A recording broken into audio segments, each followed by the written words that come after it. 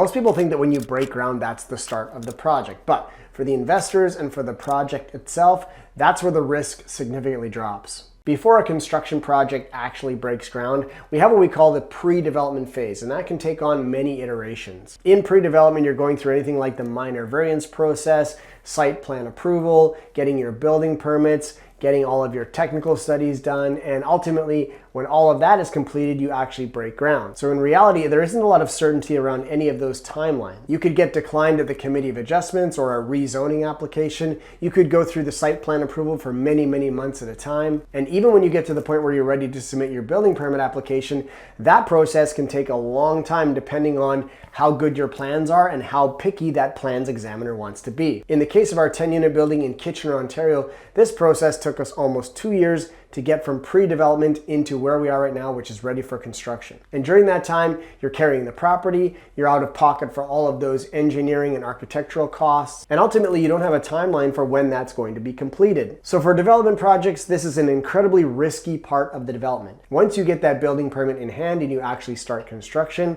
for us and our team, because we've executed on these projects many times before, this is where we have some certainty. So although it seems that when you're breaking ground, you're at the start of the project, when those excavators roll onto site, in reality, there's been so much more that's happened before that, and that is really the risky part of being a developer.